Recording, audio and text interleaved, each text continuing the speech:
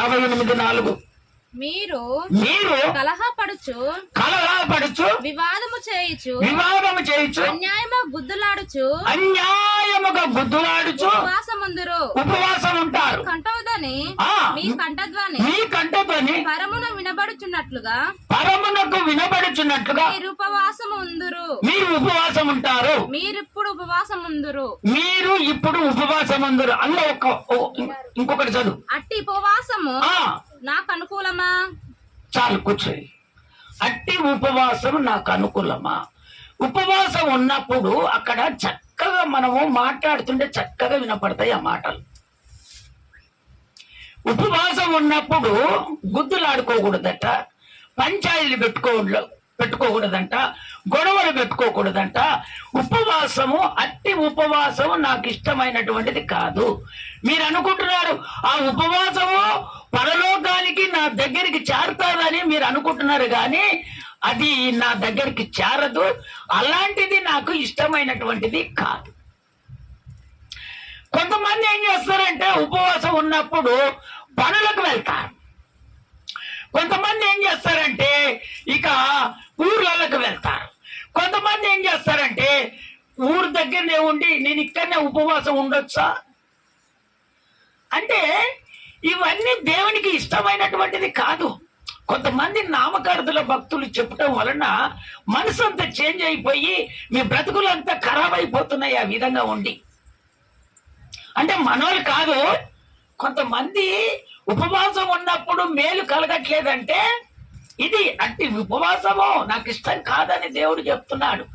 నువ్వు ఉపవాసం ఉన్నప్పుడు దేవుడు నీ కంఠస్వరము విని నీకు జవాబు అనుగ్రహించేటట్టుగా నువ్వు ఉపవాసం ఉండాలి.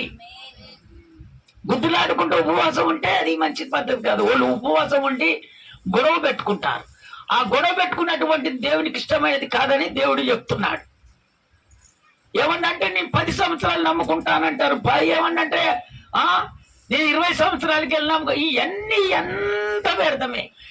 నీవు 10 రోజులైనా దేవుని అంగీకరించి మారు మనసు పొంది బాప్తిసం తీసుకొని ప్రభుని నమ్ముకున్నటువంటి నువ్వు 10 రోజులైన నమ్మకం ఉంటే ఆ 30 సంవత్సరాలు ఒకటే. ఈ 10 రోజులలో నీ జీవితము అంతకన్నా గొప్పగా దేవుని దగ్గర చేరుతుంది. స్తోత్రం చెప్తారా ఒకసారి గట్టిగా? ఈ పిచ్చి పిచ్చి మాటలు వినకూడదని దేవుడు చెప్తున్నాడు.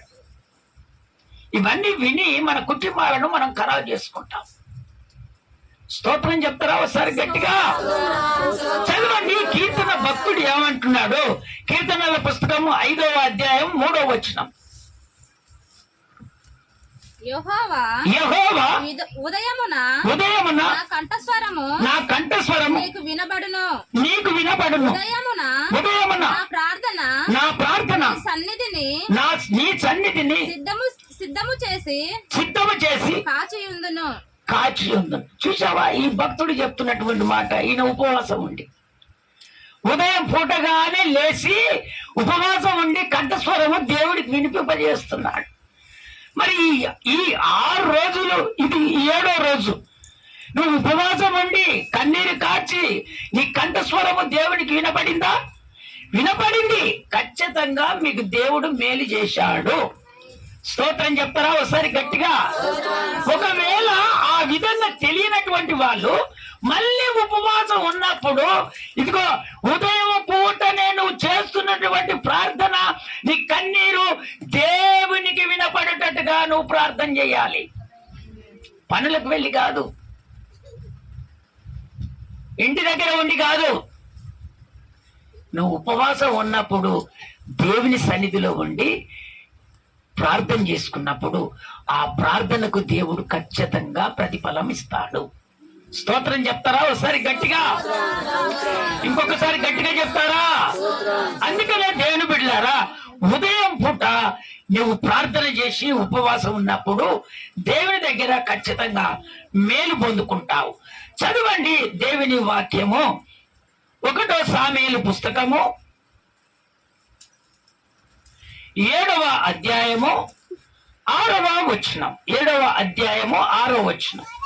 వారు మిస్పాలో కూడుకొని నీళ్లు చేది సన్నిధికి కుమ్మరించి యెహోవా సన్నిధిని కుమ్మరించి ఆ దినము ఉపవాసముండి యెహోవా దృష్టికి మేము పాపాత్ములమని ఒప్పుకొనిరి. మిస్పాలో సామీయేలు ఇశ్రాయేలులకు న్యాయము తీర్చుతూ వచ్చాను. స్తోత్రం చెప్తారా ఒకసారి గట్టిగా? ఇంకొకసారి గట్టిగా చెప్తారా? మిస్పా అనగా దేవుని మందిరము. మిస్పా అనగా ఏంటిది? దేవుని మందిరము. ఆ దేవుని మందిరములో సామూయేలు ప్రవక్త ఇజ్రాయెల్ ప్రజల గురించి ప్రార్థన చేస్తున్నాడు. ఏ విధంగా ప్రార్థన చేస్తున్నాడు? ఆయన ఉపవాసము వాళ్ళందరినీ పెట్టి ఈయన ఉపవాసం ఉండి ఇజ్రాయెల్ ప్రజలకు న్యాయం జరగాలి, మనకు పడరానటువంటి వాళ్ళతో యుద్ధాన్ని గెలవాలి. ఈ పడరాని మనకేముంటాయి? అనారోగ్యాలు ఉంటాయి, సమస్యలు ఉంటాయి, బాధలు ఉంటాయి, అప్పుల బాధలు ఉంటాయి, మన సమస్యలు వగైరా జ్వరం గాని మాంత్రిక కట్లే గాని ఇలాంటి అనేకమైనటువంటివి ఉంటాయి. అందుకనే దేవుడు ఇప్పుడు చెప్తున్నటువంటి మాట, మీరు ఉపవాసములో ఇవన్నీ మీరు మేలు పొందుకున్నారని దేవుడు చెప్తున్నాడు. స్తోత్రం చెప్తారా ఒకసారి గట్టిగా? ఇంకొకసారి గట్టిగా చెప్తారా? అయితే ఏ విధంగా ఉంటే మీరు మేలు పొందుకుంటారంటే, ఉదయం పూట నీ కంఠస్వరము దేవునికి వినపడినప్పుడు, నీ ప్రార్థన దేవుడు అంగీకరించినప్పుడు ఖచ్చితంగా